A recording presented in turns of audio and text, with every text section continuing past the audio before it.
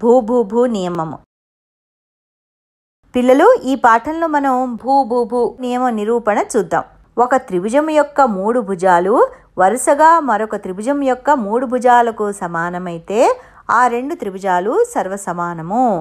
దీన్ని భూ భూ భూ సర్వసమాన నియమము అంటారని మనకి తెలుసు. ఇప్పుడు దీన్ని నిరూపణ చేద్దాం.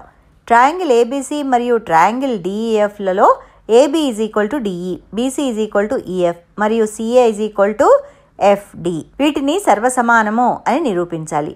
డి వద్ద యాంగిల్ బిఏసి కోణానికి సమానము కోణాన్ని గీద్దాం. దాని భుజాన్ని ఏసీకి సమానం చేద్దాం. అంటే జీడి ఏసీ అని అర్థం. ఈ జీలు కలుపుదాం. ఇప్పుడు ట్రయాంగిల్ ఏబిసి మరియు ట్రయాంగిల్ డిఈజీల్లో ఏసీ డీజీ అవుతుంది. ఎందుకంటే మనం అవి రెండు సమానం అయ్యేటట్టు ఇంతకు ముందే చేసాం. ఏబి డిఈ అని ఇవ్వబడింది మరియు యాంగిల్ బిఏసి యాంగిల్ ఈడీజీ. దీన్ని మనం ఆ విధంగా అయ్యేటట్టుగా నిర్మించాం.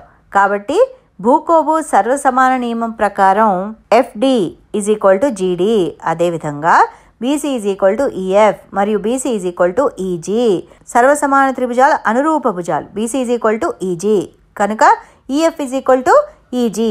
మనం ఎఫ్జీలను కలుపగా ఒక సమద్విబాహు త్రిభుజం ఏర్పడుతుంది. ట్రయాంగిల్ ఈఎఫ్జీలో యాంగిల్ ఈఎఫ్జీ యాంగిల్ ఈజీఎఫ్ మరియు సమద్విబాహు త్రిభుజం డీజీఎఫ్లో యాంగిల్ డిఎఫ్జీ యాంగిల్ ఎఫ్జీడి కనుక యాంగిల్ ఎఫ్ యాంగిల్ జీ అవుతుంది. కానీ యాంగిల్ సి యాంగిల్ జీ కాబట్టి యాంగిల్ ఎఫ్ యాంగిల్ సి. ఇప్పుడు ట్రయాంగిల్ ఏబిసి మరియు ట్రయాంగిల్ డిఈఎఫ్లలో బీసీ ఈఎఫ్ మరియు సిఏ ఎఫ్డి మరియు యాంగిల్ సి యాంగిల్ ఎఫ్. కాబట్టి భూకోబు నియమం ప్రకారం అవి సర్వసమానాలు. దీన్ని బట్టి మనం ఒక త్రిభుజం యొక్క 3 భుజాలు వరుసగా మరొక త్రిభుజం యొక్క 3 భుజాలకు సమానమైతే ఆ 2 త్రిభుజాలు సర్వసమానము. ఈ విధంగా భూకోబు నియమాన్ని నిరూపించాం. ఇంకో పాఠంలో మరికొన్ని విషయాలు మళ్ళీ తెలుసుకుందాం. అంతవరకు సెలవు.